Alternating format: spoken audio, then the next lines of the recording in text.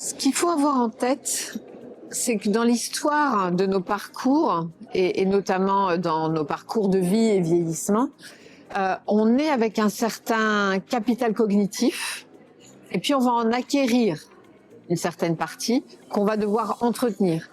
Ce qui est essentiel dans cette acquisition et dans cet entretien, il y a trois choses, trois piliers.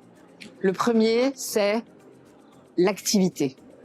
Il nous faut être actif, l'activité physique. Le deuxième, c'est le lien social, la relation sociale, la relation à l'autre ou aux autres, la confrontation, quelle qu'elle soit. Et le troisième, c'est la nutrition, la capacité qu'on va avoir à bien se nourrir et à éviter un certain nombre de produits qui ne sont pas bons pour la santé. Donc, dans le parcours qui ensuite va permettre de travailler la prévention, évidemment que la question de le maintien et l'alimentation de ces trois piliers est un sujet majeur. Par exemple, lorsqu'on est âgé et qu'on est encore en âge de sortir ou en capacité de sortir, aller en ville, aller chez son coiffeur, aller acheter du pain, sont des éléments qui sont des éléments extrêmement importants. Et comme ils sont extrêmement importants, ils vont aussi nécessiter que la ville et le territoire en prennent conscience et soit lui aussi capable de s'adapter à ces fragilités, à ces moments un petit peu parfois de perte ou de trouble, et à réagir. Ça peut être des choses comme les villes amies, les communities friendly, qui partout en Europe développent ces éléments-là.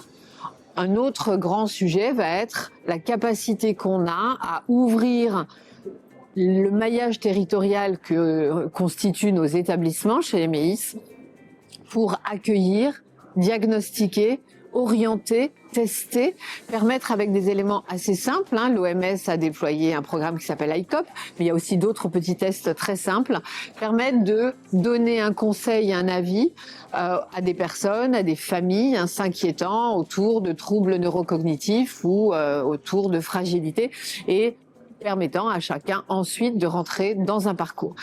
Et enfin, pour finir, la clé et ce qui reste un élément très important de quête, c'est comment personnaliser. Parce que tout ce que je vous dis là, ce sont des éléments statistiques, donc des éléments vérifiés, mais des éléments statistiques. Et tout le savoir et tout le défi qui est devant nous, c'est bien sûr d'être capable de personnaliser ces éléments-là, c'est-à-dire de les contextualiser à la fois à un territoire, à une histoire, à un passé, à des facteurs de comorbidité. Et c'est là où, évidemment, des médecins, des gestionnaires de cas, des gériatres, des sachants vont, je vous parle du vieillissement puisque c'est le sujet principalement des MEIS, vont être en capacité de venir poser un diagnostic et de proposer des choses comme un petit séjour, un séjour de répit, des séjours simplement d'accueil de jour ou éventuellement parfois des choses un petit peu plus longues. Ce qui est pour moi très important d'avoir en tête, c'est que la santé, le soin, c'est un métier. Il ne suffit pas d'aimer quelqu'un pour en prendre soin.